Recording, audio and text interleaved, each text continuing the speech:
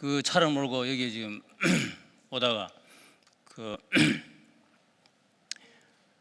여러분이 한꺼번에 많이 와가 주차할 데 없어가지고 주차하는 사람이 이렇게 저 밑에 골목 저 밑에 올라오기 전에서 이래 앞서가지고 올라오지 못하도록 그렇게 저지를 했습니다.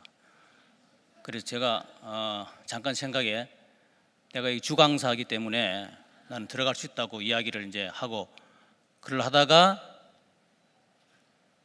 프란체스코 교황 생각이 나서 그냥 차를 길가에 이렇게 세우고 지시하는 데를 세우고 정말로 겸손한 체하고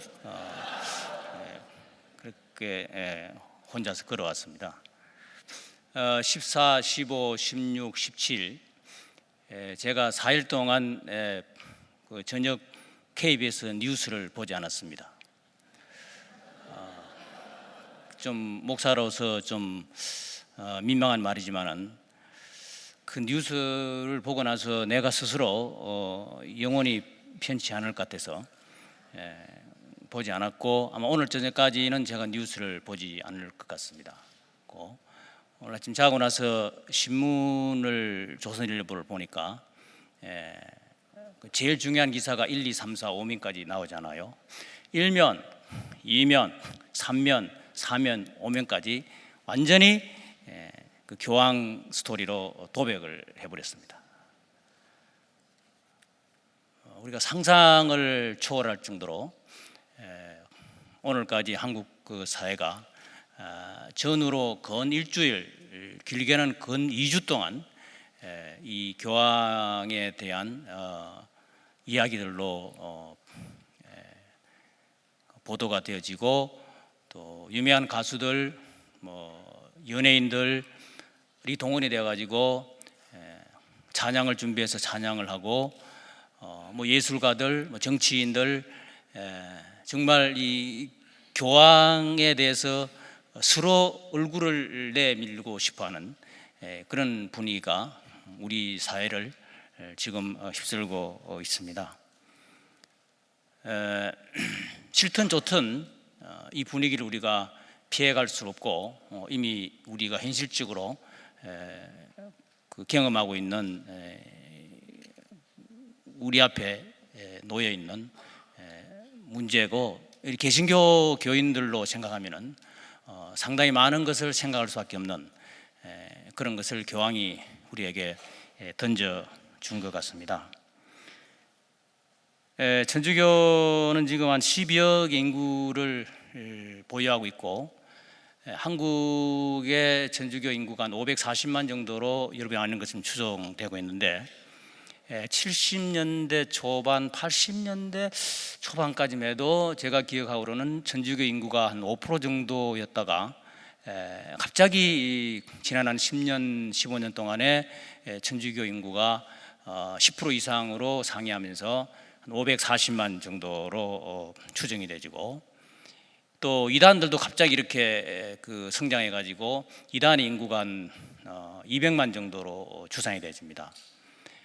개신교의 그 인구가 지금 정확하게 거의 840만, 50만 정도로 우리가 추정하고 있는데 이거는 우리가 그냥 기독교에서 통계낸 게 아니고 정부에서 통계를 낸 거기 때문에 어느 정도 정확합니다. 850만 정도로 추정하고 있는데 우리가 전에 1200만, 1300만이라고 했는데 그 600만이다 어디로 가느냐 500만 정도의 사람들이 대부분이 이단에 아니면은 천주교 쪽으로 가지 않았느냐 라는 것을 다 검증은 안 해봤지만은 그렇게 추정할 수밖에 없고 내가 이제 CBS 그 방송국에 한 3주 전에 한 50분 동안 토론하기 위해서 나가서 우리 교단보다는 전혀 이렇게 다른 그 신학적인 견해를 가지고 있는 분하고 대화를 하면서 그분은 그 천주교도 상당히 좋아하는 분인데 개신교 목사인데 그분이 그 자기 친구가 그 천주교 신부인데 그 신부가 요즘 하는 이야기 뭐냐니까 지난 몇 년 동안에는 신방하는 게 너무 바빠가지고 정신이 없다고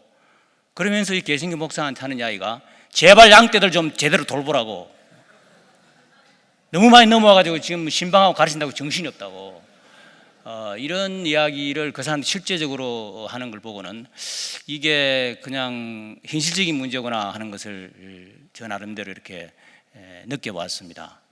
그래서 아직까지는 개신교가 건강한 것처럼 보이고 숫자도 우이지만은 아마 교황이 다녀가고 나서 여기저기 많은 사람들이 추적하기를 교황의 이 효과가 120만 정도의 천주교인들을 다시 정복시키지 않을까.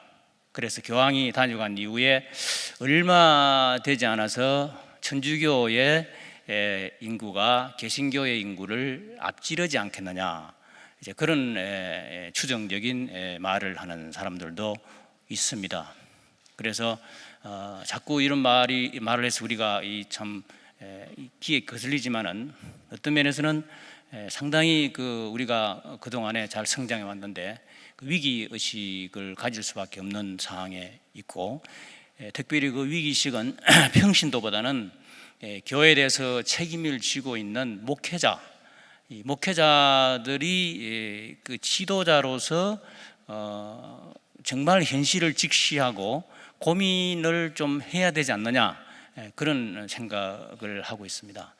제가 수업 시간에 농담으로 많이 이야기했지만은 1554년에 이제 원래는 중세기 기독교가 하나였는데 1554년에 이제 그 히랍 정교가 떨어져 나가고 그다음에 이제 로마 가톨릭이 이제 생겼고, 그래서 동방교회하고 그다음에 서방교회, 그다음에 16세기 와서는 이제 또 개신교가 이렇게 나타나 가지고 이제 동방교회, 서방교회, 개신교, 이게 다 기독교 이름으로 지금 지상에는 이제 3판이 되어 있습니다. 서판, 동판, 그 다음에 개판, 이렇게 생겨져 있는데 이런 목사니까 다 이해할 줄 알고 제가 말씀드립니다. 평신도할 때 절대 이런 이야기 안 합니다. 어쨌든 많이 싸웁니다. 많이 싸우고 말도 많고 이렇게 참 갈라지고 이런 와중에 이제 우리가 성장해 왔는데, 이번 시간에 제가 말씀드리고 싶은 것은 이 원고를 여러분이 가지시고 지금은 많은 사람들이 천주교를 가는 이유 중에 하나가 뭐냐니까 천주교를 잘 모릅니다. 천주교에 대한 걸 목사한테 교리적으로 확실히 들어보지도 않았습니다. 그냥 설교할 때 한마디로 천주교는 막이다, 천주교 믿으면 지옥 간다, 교황은 엔타이 그리스도다, 이런 식으로 북 던지면서 대부분 목사님은 그런 게 아니고 그렇게 말하는 목사님들이 들어있죠. 그런 분들을 통해서 이렇게 천주교가 나쁘다는 건 인식하고 있지만은 사실 교인들이 그 천주교의 나쁜 걸 인지하지 못하고 있습니다. 그러니까 이제 쉽게 모양새를 잘 갖추고 우선 편리하잖아요. 천주교가 신앙생활 한다는 건. 그러니까 이제 쉽게 흡수되어 가지고 가는데 그 이유가 뭐냐니까 이 개신교에서 더 이상 영적인 안정과 이런 위로가 채워지지 않고 기대하는 이 종교적인 가치를 발견하지 못하니까 교인들의 신앙이 여러분이 굉장히 좋은 줄 알지만은요, 바닥을 들여다보면 형편없습니다. 때만 되면 다 흩어질 사람들이에요.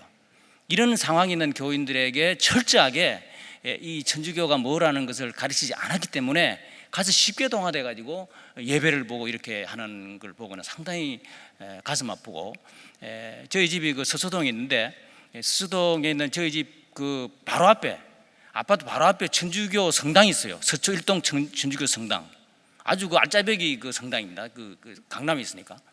근데 6, 7년 전부터 그 아침에 새벽에 이제 그 미사로 드리고 오는 사람들, 근데 주일날 되면은 그 아파트 그 골목에 그 천주교에 오기 위해서 자동차들이 진입해가지고, 옛날에 우리가 그 80년, 90년대 교회가 있으면 막 주변에 아파트 주변에 자동차가 몰려와가지고 불평하다시피 6, 7년 전부터 서서히 한두 대 늘지만 지금은 그 아파트 주변 골목에 천주교에는 신자들을 꽉 메고 있습니다. 자동차들이.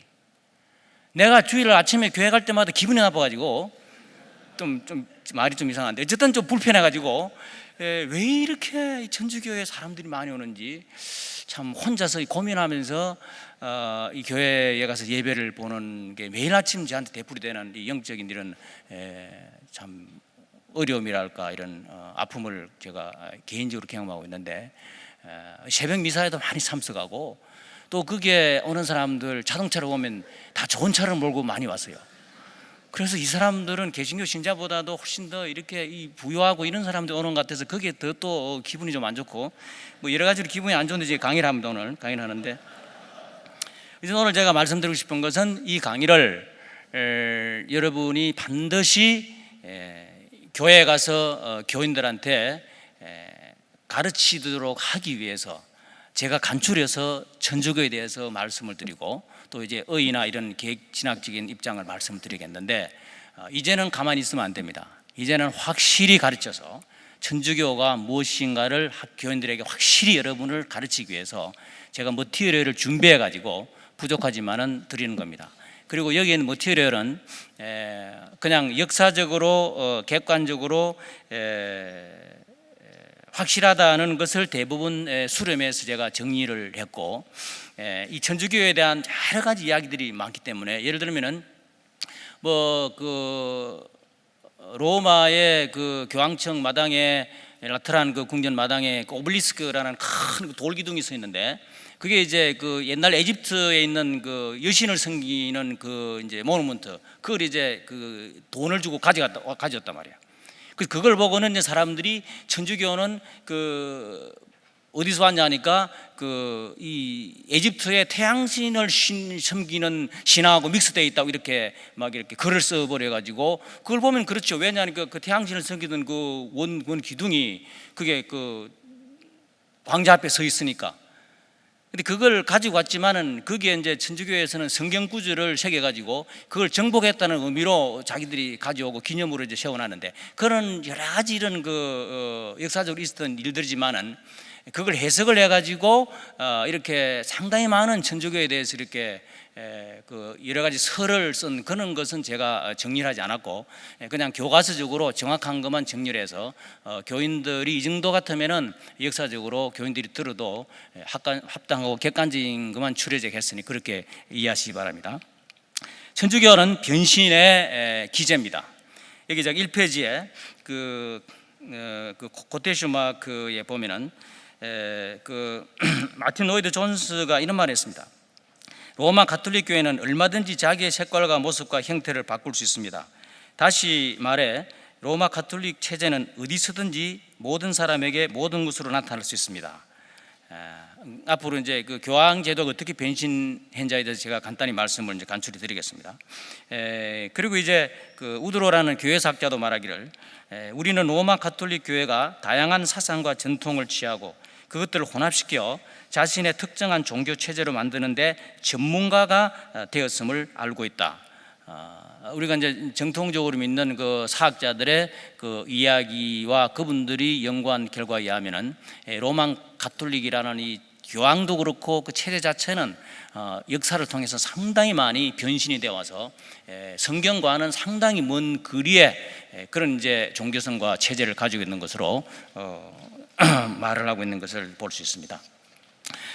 그래서 이제 우선 그 로마 가톨릭에 우리가 이제 교황이 왔으니까 이 교황에 대해서 좀 집중적으로 우리가 좀 알 필요가 있어 가지고 우선 본론에 들어가서 도대체 교황이 그 가지고 있는 권위와 교황이 주장하는 이 기원이 정말 성경적이고 진실인가 하는 데 대한 것을 제가 먼저 말씀을 드리겠습니다. 한마디로 말씀드려서 제가 지금까지 연구한 바에 의하면은 근거 없는 주장으로 제가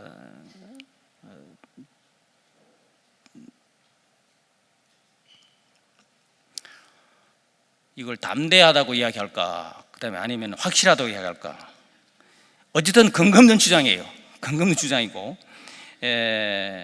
이 교황 자체는 이 우리가 가지고 있는 개신교하고 완전히 다른 제도가 뭐냐니까, 사실 천주교 자체는 교황 중심이기 때문에 교황에 의해서 교황을 위한 이런 그 중심 체제가 형성되어 있는 것이 천주교 정치 체제고, 제가 이 말고 다른 논문을 써서 이제 이번 목요일 날 발표하는데, 거기는 이제 천주교 직제하고 그 다음에 개신교 직제가 서로 일치를 할 수 있느냐, 왜냐하면 교황이 온다는 소리를 들으니까 또 발빠른 친구들이 나와가지고 벌써 이 천주교와 개신교하고 합치하고 일치하는 그런 또 이제 선언하면서 이제 운동을 시작했는데, 정말로 가능한가에 대한 이제 논문을 제가 쓴 게 있는데, 혹시 여러분이 원하면은 본부한테 이야기하면 제가 주어서 이메일로 이런 주도를 하겠습니다. 아마 도움이 될 겁니다. 어쨌든 이 직제 자체가 교황 중심으로 되어 있는 걸 볼 수 있는데,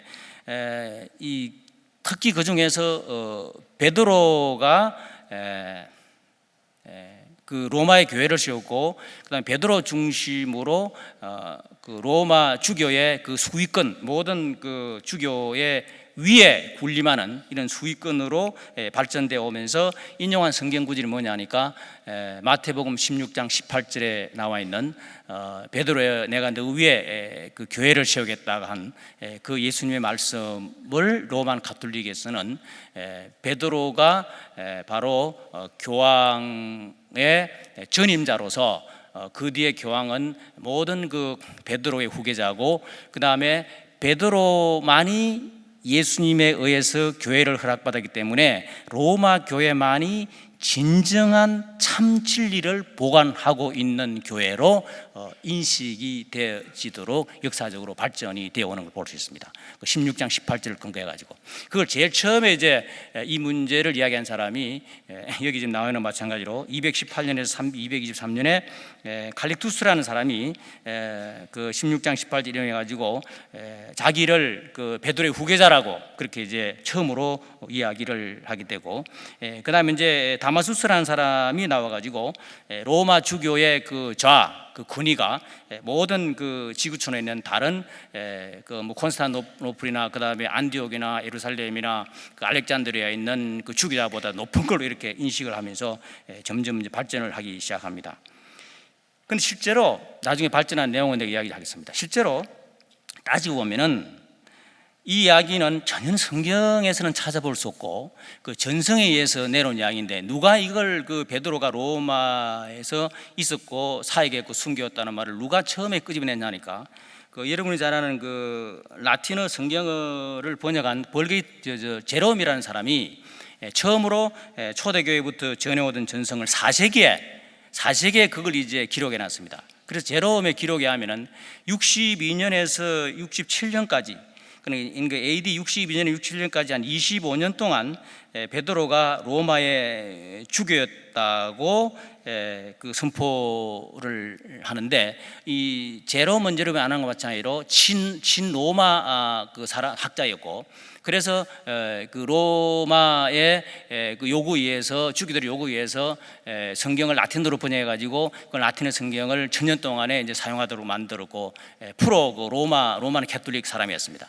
그래서 이 사람이 이제 그 중심이 돼 가지고 이제 그 전성이 이제 꾸며져 나와서 결국은 이제 로마의 그 베드로를 로마에 있는 실상 인물로 규정을 하게 되는데, 여러분이 그 사도행전 15장에 보면은 이 시기에 베드로가 44년에 예루살렘에 있었습니다.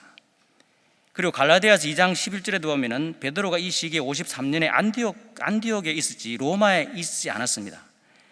그리고 그 베드로가 로마에 없었다는 확실한 그 증거는 그 바울 서신에서도 볼 수 있는데, 58년에 바울이 로마 교회에 그 편지를 쓰면서 그 로마 교회에 있는 그 유명한 지인들, 훌륭한 성도들, 그 친구들의 이름 27명을 다 거론하는데, 그 중에 만약에 그때 베드로 있었다면 베드로를 제일 처음에 이름을 거론해야 될 정도로 유명한 베드로인데, 27명의 이름 가운데서 베드로의 이름은 전혀 언급도 되지 않고 베드로가 없습니다. 로마에 있은 사람으로 그 기록이 되지 않습니다, 바울이 하면.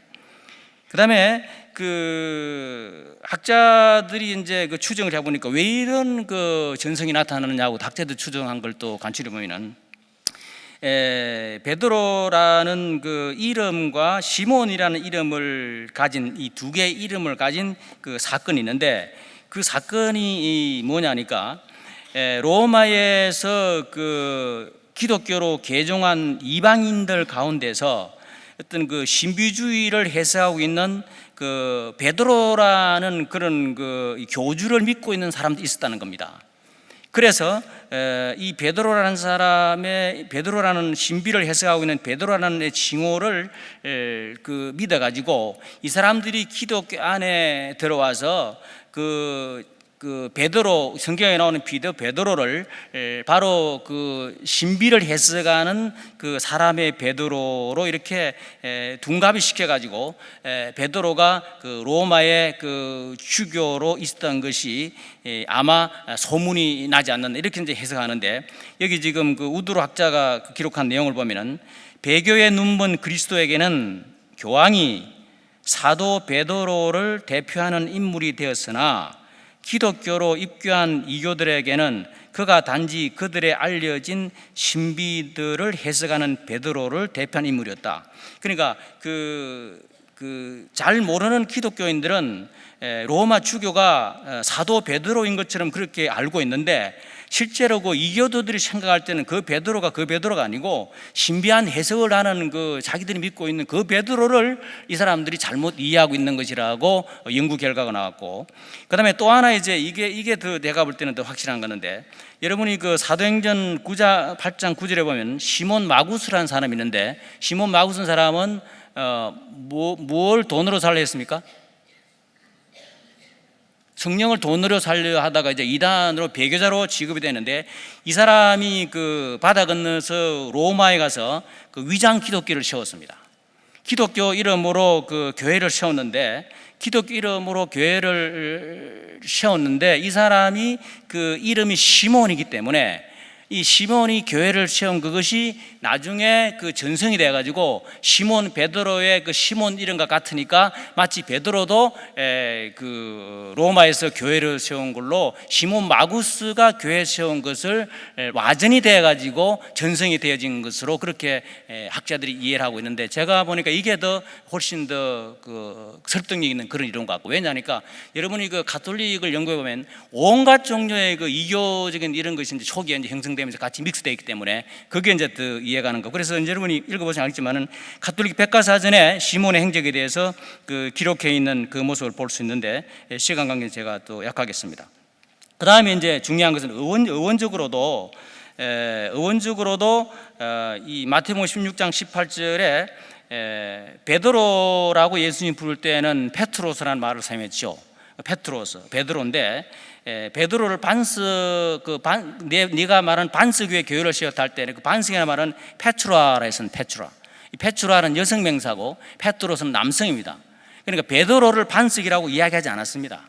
예수님이 페트라 여성 명사를 사용한 것은 베드로가 그 앞에 고백한 주는 그리스도시요 살아계신 하나님의 아들이라는 그것을 예수님께서 교회의 반석으로 삼고 그 고백이기 때문에 그 고백 위에 교회가 섰다는 것을 설명한 건 여러분이 잘 알잖아요, 신학적으로. 그게 정확한 표현이지 베드로하고 이 반석하고 아무 관계도 없는데, 그 반석 위에 교회를 세운 게 마치 로마의 그 베드로가 로마의 그 주교자로서 예수님의 명령에 따라 교회를 세운 참 교회라는 것을 인식하는 것은 잘못된 걸로 알고 있고, 그 다음에 이제 학자 많은 사람들이 이야기를 그 2세기 동안에 그 유명한 베드로가 로마에 있었다는 그 역사적인 근거가 전혀 없다는 것이 지금까지 연구한 학자들의 이야기고, 대부분의 그 학자 가운데서 그 정통학자인 필립 샤프라는 그 미국의 유명한 유년신학교 교수가 초대교회사를 상당히 연구를 많이 한 사람인데, 이분의 결론이 하면은 초기 로마 주교들이 어떻게 연결되어 개성되었는가에 대한 진실은 누구도 알 수 없는 베일에 가려졌다고 이야기했고, 로마에 가면 제가 알기로는 그 베드로 무덤이 있는데, 그래서 베드로 무덤이 있기 때문에 순례자들이 가서 베드로 무덤이 확실히 여기에 성당 안에 있으니까 그걸 이제 보면서 로마에 베드로가 교회를 세웠다고 이제 쉽게 이제 익히 받아들였는데, 그 베드로 무덤은 어떻게 된지를 잘 모르지만은, 그래서 이제 많은 개신교 측에서 그러면 그 무덤 속에 있는 그 DNA를 조사해보자. 그러면 과학적으로 확실히 알 수 있지 않느냐. 이제 옛날에 천주교에서 뭐 예수님이 십자가에 못 박혀 돌아가신 성이 그 피 묻은 그 옷이 있다고 해가지고 그게 이제 조사를 해보니까 몇 세기하고 전혀 달라가지고 예수님이 있었던 세기 전혀 달라가지고 이제 그게 아닌 걸로 들통이 나니까 여러 가지 그런 게 많았습니다. 그래서 겁이 나서 그런지 모르지만은 절대로 그 베드로의 무덤을 DNA를 조사를 하지도 않고, 사실 뭐 DNA를 조사할 수 있겠어요? 그게 DNA 논다고 해서 이 베드로 건지 알 수도 없는 거고, 어쨌든 그 모호한 가운데서 그 로마에 베드로의 무덤이 있다고 주장을 하는 이런 그 가톨릭의 신앙을 여러분이 다 인지하시지만은 다시 한번 확인해야 될 것 같고, 그 다음에 성격적으로도 제 논문 그 4페이지 보면은 베드로하고 이 소위 말해서 오늘날 교황하고 많이 다릅니다. 우선 제일 큰 게, 교황은 독신으로 지나는 베드로가 독신으로 지나지 않았습니다. 베드로의 후계자라서 베드로처럼 하나님의 대리자로 생각하고 있으면서 하는 그게 사람이 전혀 다릅니다. 독신을 하지 않았고, 그 다음에 이제 둘째로 베드로가 그 교황 앞에 오늘날 그 발을 많이 맞추는데, 이제 프란시스 교황은 이제 다른 사람이 자기한테 발 맞추는 것보다는 자기가 이제 다른 사람한테 발을 이제 그 많이 이렇게 맞추면서 이렇게 이 다 소위 말해서 엑스 니힐로 아닙니다. 이게 무에서 튀어나온 게 아니고 원래 그렇게 체질화된 사람이었고, 왜냐하니까 그런 프란체스코 1세는 라틴 아메리카 출신으로서 자기가 그 추기경으로 있을 때 그 해방 신학이 굉장히 유행하던 시기였습니다. 그래서 이제 로마 교황청에서 법적으로는 교단의 정책적으로는 가톨릭에서 이제 해방 신학을 이제 거부했지만은 실제로 그 해방 신학의 영향을 신부들이 많이 받았는데, 라틴 아메리카에서 그 중에 한 사람이 이 프란체스코예요. 그래서 자기가 주기경으로 있으면서 해방 신학을 그 교단의 정책에서 동조하지 않았지만은 그때부터 이 사람은 자기 비행기 타는 돈을 아껴가지고 버스 타고 다니면서 가난한 사람들 주고, 그때부터 이런 그 헌신과 이런 그 행보를 굉장히 많이 한 사람이었습니다. 그게 이제 체질화되어 있는 사람이고, 그 다음에 이분이 이제 이제 돌출 행동을 많이 하잖아요. 돌출 행동을 많이 하는 것은 예수회의 사람, 예수회에 속해 있는 그 신부기 때문에, 예수회가 그 가톨릭 그 제도권에서 비제도권의 그 세력을 가지고 있는 제도권에서 가장 막강한 힘을 가지고 있는데, 굉장히 많이 돌출 그 행동을 많이 하는 게 예수회가 아무도 예상 못합니다. 어디를 튈지 럭비공처럼. 그러니까 이제 그 교황 자체가 예수의 몸을 젖어진 사람이기 때문에 전혀 그 생각하지 않는 이런 돌출 행동을 하면서 사람들한테 인기몰이를 할까 환기를 시키는 이런 모습을 볼 수 있고, 그 다음에 이제 그 프란치스코라는 그 이름 자체를 이 사람이 따왔는데, 아시시의 프란치스코 이름을 따왔는데, 아시시의 프란치스코는 중세 사회에서 여러분이 배운 것처럼 전혀 그 교황을 그때 추대하려고 많은 사람들이 그 프란치스코 아시시를 갖다 추대한 불구하고 자신은 병수사로 있으면서 절대 허락하지 않고 못하도록 했습니다. 그 전통이 있기 때문에 지금까지 그렇게 그 교황처럼 그 영향력을 미치고 추앙받던 프란치스코라는 이름을 역사상 교황 가운데 써본 사람이 아무도 없습니다. 이 사람이 처음으로 프란치스코라는 이름을 써가지고 나타나면서 자기가 가지고 있는 이런 이제 이 소위 말해서 입 맞추고 하는 이런 거, 프란치스코도 문둥병 환자 입 맞추고 이렇게 하고 하는 그런 건 다른데, 그 전통에서 이 사람이 이제 그 정신을 이어받아서 지금 세계적으로 이제 각광을 받으면서 이렇게 변신한 모습을 우리가 볼 수가 있는데, 어쨌든 고넬류 앞에 나타났던 그 베드로하고 오늘날 교황은 다르고, 그 다음에 그 교황들이 전통을 철두철미하게 믿고 따르고 지지하는데, 베드로는 조상들의 전성을 거부했습니다.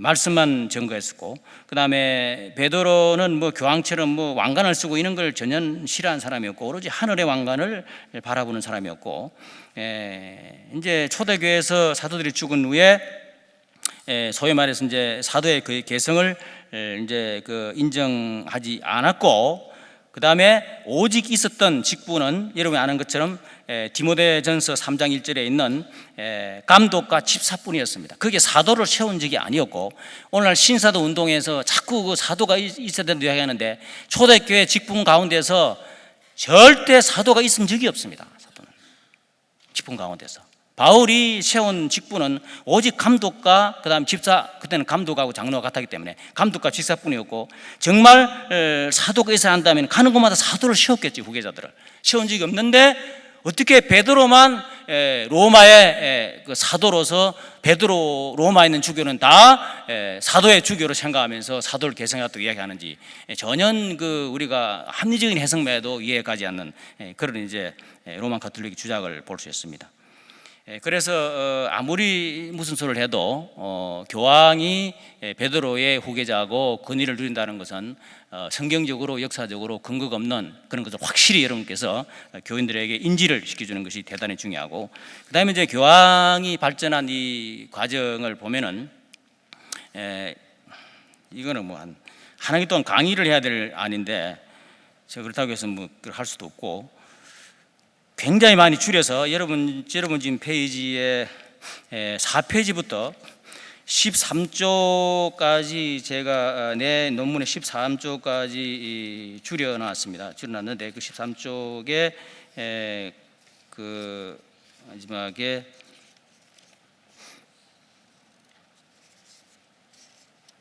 잠깐만요. 그 비성경적 가톨릭 신앙과 허와실 그 위에까지 간단히 줄여서 말씀드리겠습니다. 여러분이 아시는 것처럼 교황의 권위가 이렇게 역사적으로 완전히 인위적으로 발전한 그 사항을 볼 수 있는데, 초대 교회는 여러분 아시는 것처럼 전혀 교황이 없었고 그 80년 90년대 사도들이 죽었습니다. 사도들이 죽고 나서 교회가 상당히 분쟁이 일어나고 이단들이 많이 일어나게 되니까 무슨 그 표준이 있어야 되겠는데, 그때 표준을 많은 이단들이 성령을 끌고 왔습니다. 성령을 받아대가지고 성령 받았다는데 사람이 어쩔 수 없잖아요. 그래서 이단이 주장해도 그걸 대처를 못하고 교회가 우왕좌왕 이런 식으로 했었는데, 그때 이제 교회에서 이제 그게 아니고 사도들이 전승해준 이야기, 사도들이 전해준 말씀이 정통이다 하는 것을 교회 감독들이 재확인하면서 이런 잘못되는 성령 운동을 배제하면서 교회를 바로 세웠습니다. 그래서 그 사도 중에서 누가 제일 그러면 중심에 서야 되느냐? 그때 이제 세 사람이 있었는데 베드로, 바울, 요한이 사도 중에서 가장 그 예수님의 전승을 이어받은 사람이다. 그래서 그 요한의 개통을 해가지고 나중에 이제 폴리갑 이레누스까지 연결돼가 이렇게 이제 그 계파가 생기지 않습니까? 어쨌든 이런 그 세 사람이 중심이 돼가지고 그 사도의 말씀을 전승하는 그게 정통이라고 이야기하면서 이 사도들이 있었던 교회가 그러면은 그 교회가 가지고 있는 사상과 생각이 정통이다는 생각할 수밖에 없었고, 그때 이제 대두된 교회가 뭐냐니까 여러분 이제 초대 교회에서 배운 것과 마찬가지로 그 안디옥 교회, 그다음에 알렉산드리아 교회, 로마 교회, 그다음에 서문화 교회, 에베소 교회 이런 이제 교회들이 사실은 이제 사도들의 전승을 가지고 있는 교회로 각광을 받았다가, 그 중에서 이 5개 6가의 중요한 그 가운데서 제일 우위권을 주장하는 교회가 로마 교회로 인식이 되어집니다. 왜냐하니까 로마가 당시에 로마 제국의 수도였기 때문에 아무래도 수도권에 있는 교회가 훨씬 더 이렇게 우위를 점하게 되죠. 그래서 로마가 그 우위를 점하면서 그때 이제 있었던 전성을 이제 가져 놓으면서 베드로가 여기 있었고 바울도 여기 있으니까 두 사람이 함께 있었던 교회니까 이 로마 교회가 참 진리를 가지고 있는 보관소라고 이야기하면서 소위 말해서 이제 로마 주교들을 중심으로 해서 군주제적 집단 주교단이 형성되어 출범됩니다. 그래서 이제 조금 전에 말씀드렸던 그 마태복음 16장 18절을 이용해가지고 갈투스라는 주교가 로마 주교의 그 주교가 모든 교구를 관할하는 직책과 책임이 있다는 것을 강조를 하게 되고, 그 다음에 이제 가장 큰 사건은 콘스탄 대제가 기독교를 공인해가지고 엄청나게 기독교가 이렇게 확장되면서 380년에 기독교가 국교로 승인이 되고 로마시 자체가 오늘날 그 좋아하는 성시화가 됩니다. 여러분 성시화 좋아하지 마세요. 성시화 잘못하면 기독교 제국주의 됩니다. 물론 뭐 성시화라는 게 이제 복음을 전하는 의미 제가 이해는 하지만은 잘못하면 이 성시화라는 게 이데올로기 돼가지고 힘들고, 뭐든지 기독교는 이데올로기가 되면 그때부터 병듭니다. 요즘 한국 교단에서 계획주의 사고 있는데 이 계획주의가 이데올로기 되면 사람 잡습니다. 그래서 교수들이 지금 몇 명 죽었는데 그 중에 나도 한 명이고,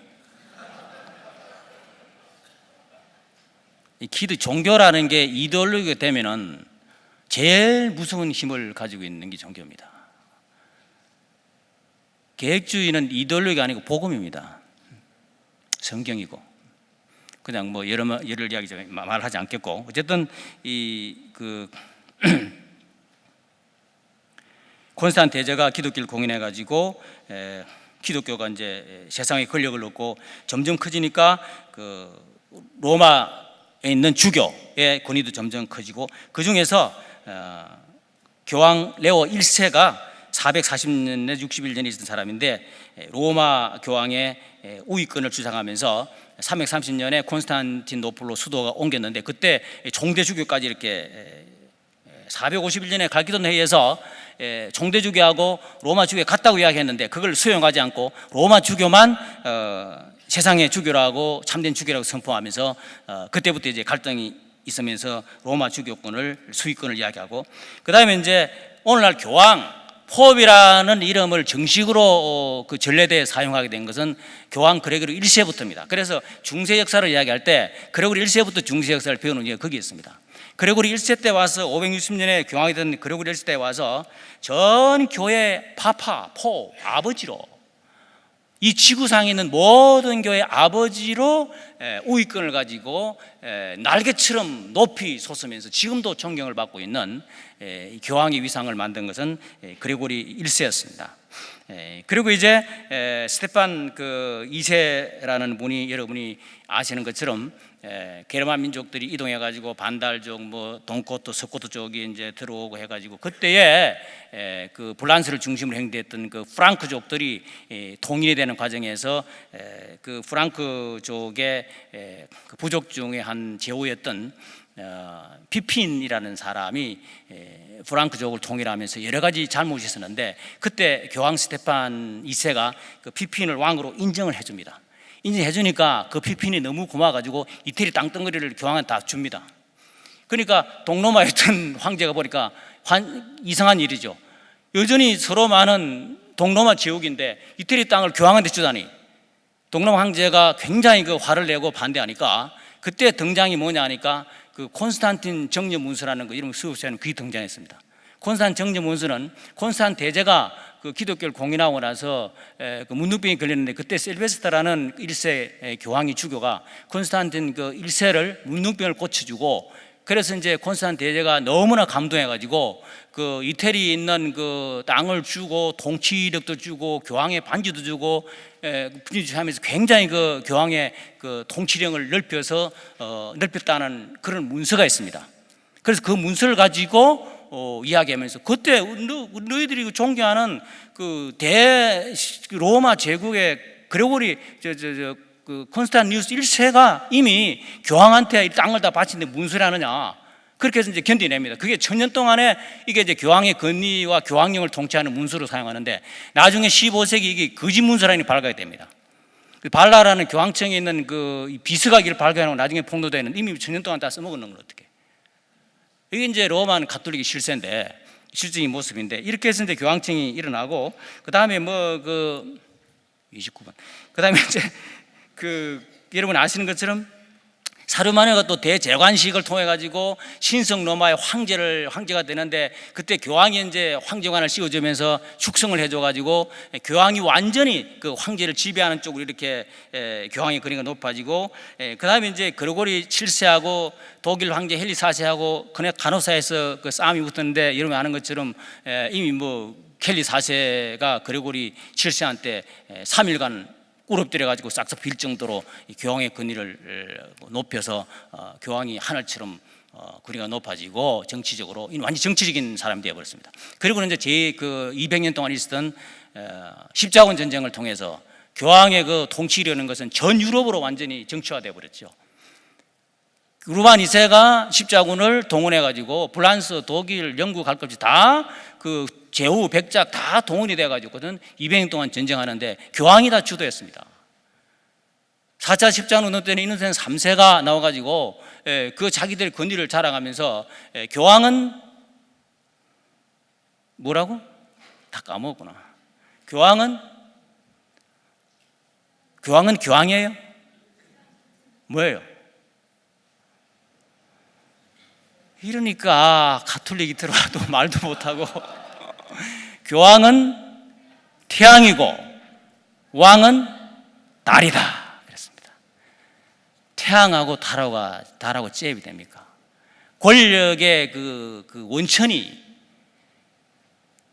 황제 권력의 원천이 달에서, 교황인 달에서 빛을 비춰주지 않으면 달이 빛을 못 내는 것 마찬가지 아니고, 교황이 왕의 권력을 주지 않으면 왕은 아무런 실세가 안 되라는 걸 비교해서 이제 설명할 정도였죠. 그리고 나중에 이제 그 십자군 그 운동 끝나면 돼가지고 이제 운한 쌍탐이라는 교리를 내세워가지고 하나의 거룩한 권력밖에 없다고 이제 주장하면서 군을 높였고 굉장히 빠르게 지금 진도되어졌습니다. 그러고 나서 이제 교황청 70년 포로에 대해서는 좀 허약해지고, 그다음에 이제 15세기 들어와서 이제 종교 개혁이 일어나서 교황청이 굉장히 이제 약화되는 그런 상황이 되어졌는데, 또 교황청을 이렇게 다시 세우기 위해서 1545년에 트렌트 종교회를 통해 가지고 교황청이 다시 이제 재직길대가 교황청을 다시 이제 복귀시키고 가톨릭을 복귀시키는 운동이 전주간에 일어나게 되고, 그러다가 이제 그레고리 13세가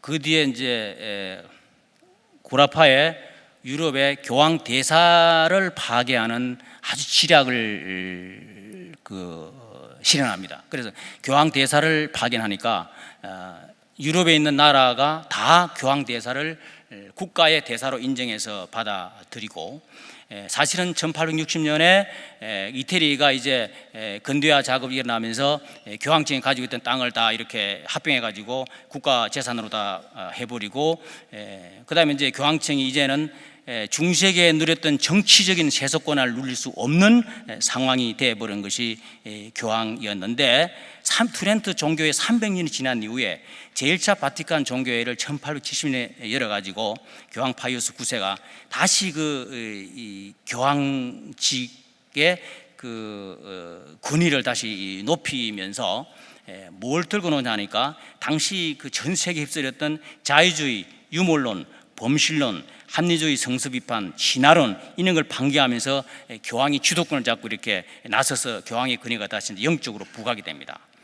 이때 이제 영적으로 부각시키면서 교황의 그 최고 어떤 실존적인 이야기를 하면서 교황은 무오류하다. 공적으로 교황이 선포한 것은 무오류하다. 그리고 이제 교황이 영원한 목자다.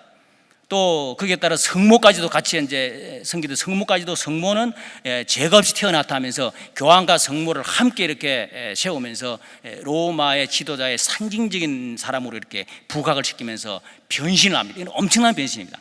그 다음 변신이 뭐냐 하니까, 제1차 2차 대전을 겪고 나서 지구촌 문제가 굉장히 복잡했잖아요.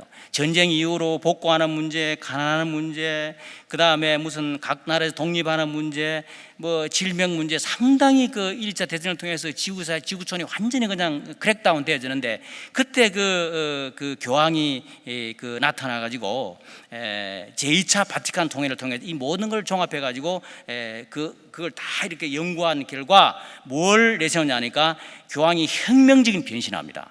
혁명적인 변신을 해가지고 타종교와의 대화하겠다. 개신교와 힐업정교도 대화를 하겠다. 그 다음에 인간의 존엄성, 자유, 정의, 그 다음에 가난, 질병, 눌린 자, 약자의 교황이 편에 서 있다. 그래서 대전 이후에 근대에서 소외되는 인간과 모든 여러 가지 이런 사회적인 무질서와 이런 걸 정신적으로 치유하고 회복해 주는, 소위 말해서 제가 요즘 계속 사용하고 있는 보편적 가치론의 지구촌의 대변자로서 교황이 엄청나게 변신을 합니다. 이거는 교황 혼자 변신한 게 아니고, 가톨릭 안에 있는 그 주경당과 그다음에 그 가톨릭에 있는 세계적인 주교회들과 그다음에 여러 이런 채널을 통해서 그 세계 역사를 내다보면서 3000년대를 내다보고 교황의 진로를 지금 확정한 겁니다. 그 맥락에서 지금 그 프란시스가 교황이 지금 일을 하고 있는 거지, 혼자 철학 가지고 이야기하는 것도 아니고. 그 다음에 이제 아시아 청소년 그 대회가 있는, 오랜 대회가 있기로 돼 있어 가지고 프란시스 그 교황 이전에 교황이 이미 오기로 돼 있었는데 그 교황이 일찍 죽으니까 한국 천주교에서 교황청한테 계속 로비를 해가지고서는 전임 교황이 청년 아시아 청소년대 참석을 되었으니 오셔야 된다고 많은 로비를 했습니다. 여러분 이야기는 그래서 교황이 그냥 또 번쩍 머리가 떠가지고 또 한국 왔다. 그게 아니에요. 상당한 치밀한 계획을 세웠고, 이 계획을 여러분이 알지 못하는 가운데 상당히 많은 이 한국의 이런 이 소위 말해서 이 사람들이 교황을 위해서 자기들이 어떤 그 힘을 얻기 위해서, 제가 알기로는 이런 공적 이야기 좀 곤란한데 이미 제가 들은 이야기입니다. 이석기 이 가족들이 제가 알기로는 로마에 파송이 돼가지고 교황이 한국 오면은 그 이석기를 방문하도록 그 조치까지 엄청 라비를 했는데, 정치적인 인센티브 한 거니까 그거는 교황이 받아들이지 않는 걸로 제가 그렇게 알고 있는데, 굉장히 물리적으로 만회해가지고 그냥 온 게 아닙니다. 그래서 지금 교황이 가지고 있는 얼굴은 완전히 보편주의적인 가치를 가지고 온 지구촌 문제를 교황이 그냥 다 해결해 주는 이런 사람으로 변신해가지고 교황이 바뀌었습니다. 제2차 바티칸 공회는 정말 천주교가 아는 교리는 속내는 가만히 그대로 있는데 외형적으로는 화려한 변신을 해 있고, 화려한 변신을 통해서 교황이 그게 떠면서 낮아지고 낮아진 교황으로. 그런데 낮아진 교황인데 낮아진 교황이 아니고 낮아진 하나님입니다. 하나님이 낮아지기 때문에 더 높이 존경을 받는 쪽으로, 이거 아주 치락이 아주 기가 막힌 사람들이에요. 여러분은 낮아진 목사잖아. 낮아진 목회자잖아. 가난한 목회자잖아. 교황은 낮아지고 가난하고 소탈한 하나님이야. 그게 차이가 있어요. 사람들이 그걸 압니까? 어쨌든 교황은 재탄생되었고, 그래서 제3세계 사람이 이제는 교황이 되었다, 온갖 이런 교황을 칭찬하는 말들이 나오고, 그 다음에 이제 이름이 아는 것처럼 NIT에서 올해 인물이라고 2014년 주장하고, 포춘지에서는 세계에서 가장 영향력 있는 사람으로서 인정받고, 이 사람이 가만히 있는 사람이 아닙니다. 월드컵을 결승전을 남겨둔 때는 온 지구전 사람들이 거의 월드컵에 관심 있잖아요. 그때 딱 한마디 했습니다. 결승전을 하는 동안에는 세계 전쟁을 멈추면 좋겠다. 얼마나 멋있어요. 나도 그런 생각 했거든요. 내하고는 아무 상관없어. 여러분, 교황의 그 존재가 그렇게 만만하지 않습니다. 아주 지구촌의 평화의 수호자로 둔갑해서 나와 외로우니 감당할 수 없는 그런 존재로 부각이 되어 있고, 어떻게 하겠어요? 현실인가. 그러나 우리가 볼 때 정말 로만 가톨릭이 그 교황의 얼굴을 가지고 로만 가톨릭을 이해할 수 있는 거냐. 그래서 제가 이제 이 다음 단계로 남은 시간 동안에 짧게 말씀드리고 싶은 것은, 이 비성경적인 로만 가톨릭의 신앙의 허와시. 이제 로만 가톨릭의 이제 마틴 로이드 존스도 이제 책을 통해서 가톨릭을 많이 비판했는데, 존스의 의견도 그겁니다. 로만 가톨릭에게는 두 개의 얼굴을 가지고 있다. 하나는 정통 교리를 주장한다는 거예요. 여기 있는 거 마찬가지로 로만 가톨릭에 가면은 거듭난 구원 경험, 구원의 역사, 그리스도와의 만남, 성령 세례, 그리스도 영접하는 은사 체험, 계리그마 이런 거 다 이야기한다는 겁니다. 그럼에도 불구하고 이 로이드 존스가 하나님이 뭐냐니까, 극에다가 첨가물이 너무 많이 붙어 있어 가지고 정통과 비정통이 혼합된 종교로 로이드 존스는 생각을 하고 있는 걸 제가 발견했고요. 우선 여기서 제가 간단히 말씀드리고 싶은 것은, 로마 가톨릭이 가지고 있는 가장 큰 문제는 신앙입니다. 제가 볼 때는 신앙. 교리도 더 큰 문제지만 신앙인데, 이 신앙이 뭐냐니까, 로마 가톨릭 종교는 미신 행위와 제가 여기 빠졌네요. 12쪽에 이 논문의 내용이 저한테 부탁이 뭐냐니까, 한국 방문에 대한 의의를 이야기를 했는데 좀 이야기하겠습니다. 12페이지에 보면은, 첫째, 교황의 한국 방문은 한국 천주교의 위상을 높여줄 것이다. 교황이 한국 방문한 것은 틀림없고 인지도가 상당히 높아질 겁니다. 그 다음에 교황이 한국 방문은 한국 천주교의 교세 확장에 큰 영향을 줄 것입니다. 제가 말씀드린 것처럼 아마 120만 정도의 교인들이 간다고 추정하는데 뭐 그렇게는 모르겠지만은 상당히 많이 움직일 것 같고, 그다음에 교황의 한국 방문은 한국의 일부 종교 간의 대화와 유대를 위한 에큐메니컬 운동을 촉진시킬 것이다. 벌써 이제 교황이 오는 걸 냄새를 맡고, 또 교황 자체가 이제는 이제 종교와의 대화를 한다 이런 이제 포문을 열고 시작하니까 그게 이제 그 합체해가지고 이제 발빠른 사람들이 한국의 이제 개신교와 그 다음에 아까 말씀드린 천주교의 직제와 신앙일치를 이해하고 이제 벌써 회의가 시작되는 걸 볼 수 있고, 또 그걸 하니까 일부에서는 또 이제 엄청 민감한 반응으로 이제 또 어디 모여가 데모를 하고 이렇게 이제 양극화되는 걸 볼 수 있는데, 아마 이게 계속되면은 상당히 그 가톨릭과 개신교 간에 골이 더 깊어지는 그런 양상으로 갈 수밖에 없고, 제가 염려하는 중에 하나가 뭐냐니까 통합 안 됩니다. 통할 수 없습니다. 제가 하는 말이 아니고 KNCC의 중요한 임원을 제가 3주 전에 만났는데 그분 이야기입니다. 괜히 하는 거지 절대 안 된다는 거예요. 자기들 볼 때는. 왜 하느냐? 그게 그 사람들 일이라는 겁니다. 신앙과 직제일치를 세계교회 주장하면서 1920년 7년과 지정한 WCC의 신앙과 직제일치가 벌써 1927년이니까 지금 얼마나 들었어요? 반세기 거의 한 70, 80년 지나갔는데 WCC에서 전체 교회 신앙과 직제일치가 이루어졌나요? No. 오직 배 문서 하나 만들고 전혀 일치하지 않습니다. 뭐 할 수가 없습니다. 그거는. 에도 불구하고 이 사람들은 그게 슬로건입니다. 그래서 마치 자기들이 뭐 선두주자로 뭐 평화를 이해하는 것은 보이는 게 자기들에게 운동이에요. 운동이지 전혀 그게 맺을 수도 없고, 내 논문에 그 아까 말한 논문에 밝혔지만 전혀 불가능한 이야기입니다. 그래서 이제 이걸 하지만은 이제 이 사람들이 이런 이제 대화를 들고 나오면서 상당히 그 에큐메니컬 운동의 깃발을 들고는 촉진시키려고 하는 것 때문에 갈등들이 많이 앞으로 일어날 것 같고, 그래서 여러분이 내가 볼 때는 너무 민감한 반응을 안 보이니 좋겠고, 그 KNCC에 있는 사람의 한장이 뭐냐니까 정말로 자기가 답답하다는 겁니다. 가만히 내둬도 죽을 걸 왜 그렇게 들고 나와가지고 망신살을 하느냐고. 데모하고 그러면은, 죄송합니다. 제가 혹시 여기 데모하서 데모하고 그러면 결국 누워서 침받는 거라고 내가 하는 말이 그 사람이 하는 이야기입니다. 우리는 저와 데모하지만 다른 제3의 기독교인이 아는 사람이 볼 때는요 좀 아닙니다. 그러니까 여러분 데모하지 말고 실력을 쌓으세요. 실력. 교회를 교회답게 실력을 쌓아야지 데모하게 해결될 문제가 아닙니다. 여러분. 그렇다고 해서 뭐 하는 걸 못하게 할 수는 없고 원하면 또 하세요. 뭐 자유니까 해야죠. 갈등 유발시키고, 그 다음에 제가 여기서 말씀 5번은 천주교의 실상에 대해서 연구를 심화시키는데 정말 여러분 해야 됩니다.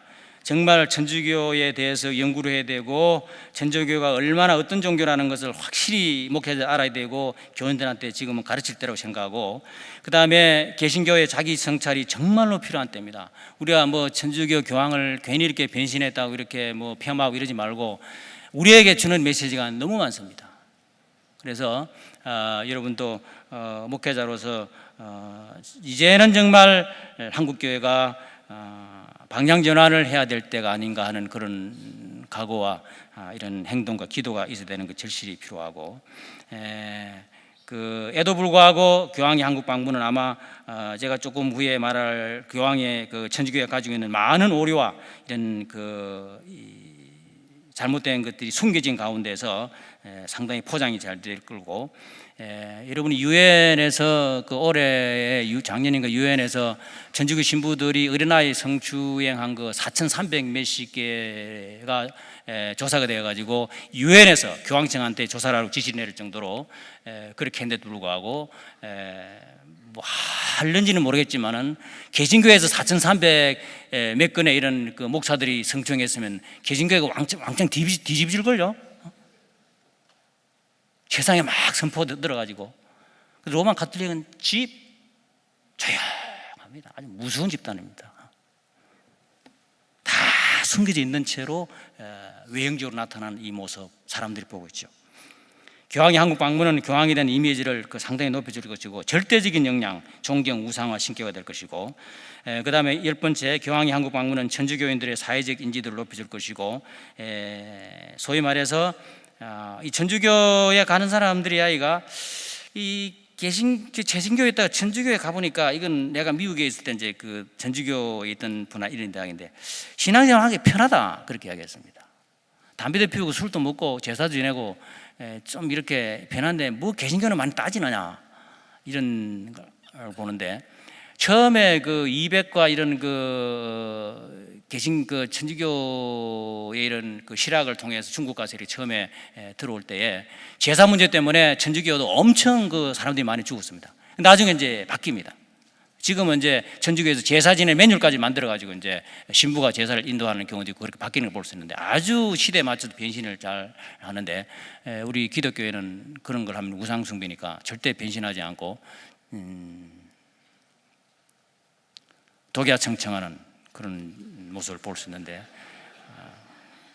잘 생각하시기 바라고, 제가 변신하라는 말은 아니고 잘못된 변신은 하지 말고 잘된 변신은 반드시 필요한데, 그것 하지 못하고 이제 있는 모습, 제 개인적인 생각인데 아니면 용서해 주시기 바랍니다.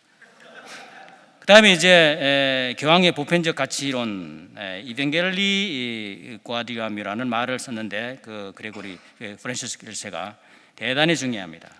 보편주의적인 가치는 오늘 이 시대에 교회 이미지를 회복시키는데 가장 큰 그림으로서 이단과 천주교가 사용하고 있고, 우리 개신교에서는 보편적인 가치에 대해서 그동안 너무 많이 했는지 모르지만은 그걸 트레이드 마크로 해서 생활하지 못하고 교리와 이런 내적인 신앙만 주장하다 보니까 외적인 생활과 삶, 사회적인 역량이 너무나 축소되어 가지고 많은 일을 함에도 불구하고 개신교 이미지가 이렇게 다른 천주교와 이단에 대해서 지금은 좀 나아진 이런 모습을 볼 수 있는데, 지금 우리에게 필요한 것은 정말로 보편적인 가치관입니다. 굉장히 중요하기 때문에 여러분께서 앞으로의 목회에서 적용해야 될 것 같고, 시간이 50몇 분까지인데 제가 간단히 말씀드리고 싶은 것은 미신의 행위와 우상 숭배의 이제 내용인데, 온상인데, 여러분요, 제가 다 거두절미하고 중세계 뭐 이렇게 뭐 성인 숭배하고 이러면 다 아니까, 근데 이 현대도 이게 적용되느냐, 14페이지 18세기 내 원고에 있는 건 줄였는데, 이 사실 이 그 소위 말해서 여기 보면은요, 요즘도 한국 천주교회는 좀 이렇게 고등 천주교입니다. 그래도 좀 나아요. 근데 이제 일반적으로 천주교에 보면요, 온갖 종류의 이런 그 성인 숭배가 말도 못합니다. 뭐 배우가 그 축이, 그 성인 숭배 축일은 뭐 성 게네시우스, 건축가는 뭐 성 토마스 해가지고, 여기에 보니까 43개의 그 성인 축일의 행사라고, 세무원은 마태가 이제 세리니까 성 마태 축일을 9월 20일로 정하는데 날짜를 어떻게 정했는지 모르겠어요. 그리고 이제 그 다음에 뭐 이런 별게 다 있는데, 임신한 그 여인을 위해서는 성 안토니를 또 위해서 기도하고, 여기 온갖 종류의 질병에서 기도하는데, 여기 보면은 뭐 그 관절병은 성 야곱한테, 개한테 물린 데는 성 후배들한테, 뱀한테 물린 거는 힐라리한테, 눈멀 때는 아파엘한테, 암에는 페라그린, 경련에는 누구 뭐 가슴병, 눈병, 목구멍병, 열병, 발병, 담석병, 두통, 심장병, 정신 이상, 피부병, 불임, 다 성인들을 지정해 가지고 그 사람을 위해서 기도하면 낫겠다고 하는 것이 천주교의 신앙 형태입니다. 이걸 개신교에 있는 교인들이 알아야 돼요. 이래도 천주교로 갈 거냐고. 그 다음에 더 중요한 것은 성모 마리아를 섬기는 건데, 이 성모 마리아 여러분 아는 것처럼 다 죽은 사람입니다. 죽고 없는 사람인데 성모 마리아는 성천했다고 이제 지금 주장하는데, 왜냐하니까 기도를 해야 되는데, 제가 이제 그 연구하면서 가톨릭 신부하고 어떤 젊은 사람하고 대화하는 책을 제가 봤어요. 그 책에 보니까 가톨릭 신부 뭐라 말하냐니까, 아니 당신들은 목사님한테 가서 기도해 달라고 이야기하지 않느냐, 우리가 성모 마리아한테 가서 기도해 달라는 뭐가 문제냐고. 그래요, 안 그래요? 이제 아무 이제 그 배경이 없는 이 젊은 애들은 신부님 말씀 맞다고, 제가 잘못 알았다고 그렇게 또 이야기합니다. 아멘하고. 여러분이 목사님한테 가서 기도하는데, 그 목사님이 돌아가시는데도 그 목사님 무덤 앞에 가서 기도합니까? 죽은 성모 마리아한테를 기도하지요. 죽은 자한테. 그리고 죽은 자한테 기도하다 보니까 뭐가 좀 안 통할 것 같으니까 성모 마리아가 안 죽고 성천했다. 그래서 예수님의 오른편에 앉아가지고 예수님의 아들이기 때문에 어머니의 말씀을 잘 듣는다. 그게 보니까 이제 성경도 인용합니다. 가나 혼인잔치 보면은 어머니의 말을, 예수님 말을 듣고 어머니가 포도주를, 어려운 상황인데 어머니 말 듣고 해주지 않느냐. 마찬가지로 어머니가 요구하면 예수님이 들어주게 돼 있다. 그래서 천주교 예배 3분의 1이 마리아한테 기도하는 거고, 이번에 성 프란시스코도 왔을 때 세월호 사람한테 내가 기억하기로는 성모한테 기도하라고 말할 정도로 교황에 관계없이 전부 다 이 성모 마리아의 신앙으로 완전히 번복이 되어 있는 게, 말을 좀 과격하게 완전히 그렇게 되어 있는 게 이 천주교의 신앙의 행태고, 그리스도의 어머니, 하나님의 어머니, 하늘의 여왕. 요즘 이제 내가 어떤 분한테 듣기로는 그것도 이제 전주교 신부한테 들은 이야기인데, 전주교 신부들도 요즘 기도할 때 여러분이 기도할 때 집회나 하면 이럴 때 보면은 뭐 삼창합니까? 주여 삼창하지요? 잘해봐요. 그 소리를 들을 때 예수님이 좋아할지 안 할지 잘 생각하세요. 잘해보시고, 천주교에서 어떤 집회에서는 엄마 삼창을 한대요. 요즘 엄마하고 이제 삼창을 합니다. 그래도 좋으면 천주교로 가라고 이야기하시고, 그 다음에 성서적으로 봐서도 이름이 아는 것처럼 고해 성사도 사도들이 죄를 사해준다, 세례를 통해서 의롭게 된다. 이 교리적 문제죠. 사대들 축성을 통해 가지고 소위 말해서 빵과 포도주가 예수님 몸과 피로 바뀐다. 평신도들만 안 되고 사제, 교황, 마리아, 성인, 이는 종부자를 통해서 그리스도께 나아갈 수 있다. 죽은 자들의 공로와 나의 선행, 이런 것이 다 징의에 합쳐진다. 이런데 교리 문제인데 너무 잘 아는 거잖아요. 이는 정말 너무나 우리가 볼 때는 성경에도 관계없고 상식적으로 안 되는 것도 신앙이라는 것이 이렇게 먹혀 들어갑니다. 그러니까 이만희도 있고 다 있는 겁니다. 그래서 여러분이 이 교황이온 이 시기를 통해 가지고 너무나 이 기독교에서 교인들을 훈련시켜야 된다는 것을 여러분이 다시 한번 재확인해 주시기 바라고, 시간이 없으니까 제가 거의 마무리를 하겠는데, 마지막에 제가 이제 마지막 페이지 보면은 한국 개혁교회는 가톨릭 교회의 교리와 신앙 의료를 교인들에게 확실히 가르쳐야 되고, 많은 개신교 교인들은 천주교로 개종하는 것은 천주교의 교리와 신앙의 오류에 대해 잘 모르기 때문에 그렇기 때문에 해야 되고, 그다음 둘째로 특히 개혁교회 교리를 확실히 가르쳐야 됩니다. 가르쳐야 되고, 신앙이 기본에 안 들리고, 그다음에 이제 셋째로는 청소년들을 타겟을 해가지고 교황이 왔습니다. 여러분 교회에 있는 청소년들에게 확실하게 개신교의 이 칭의 이론과 천주교의 대비되는 잘못을 확실히 가르쳐야 이게 안 흔들리지.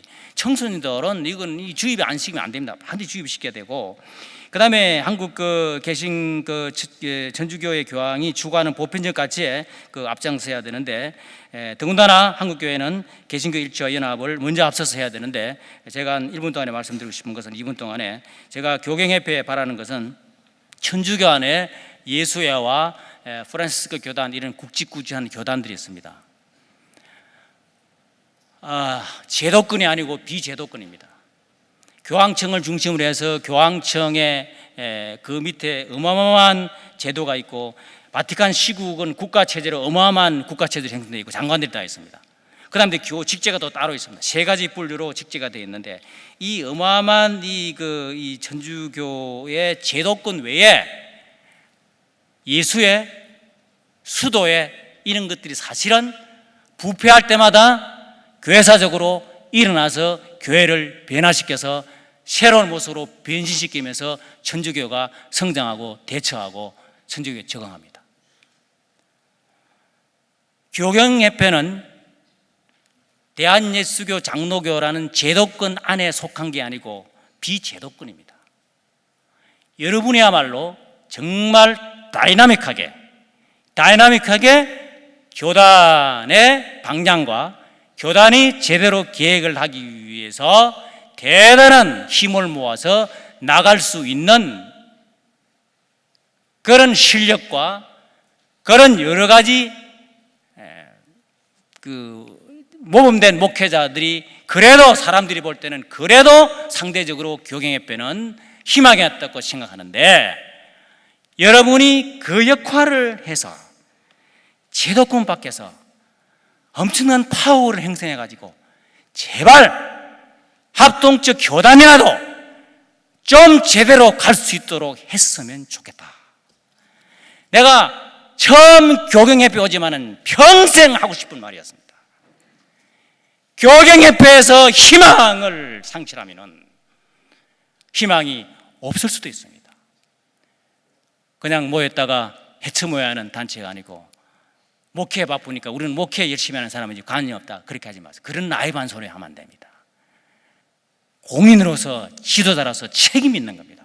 교단에 대해서 정말로 여러분이 의식을 가지시고 이 교단의 정치꾼들을 제발 좀 몰아내고 교단이 제대로 일어설 때, 로마 가톨릭이 뭐 그래 무서워요? 우리만 제대로 서 있으면 많은 사람들이 앉아 있어도 주님 품으로 돌아올 줄로 믿습니다. 감사합니다.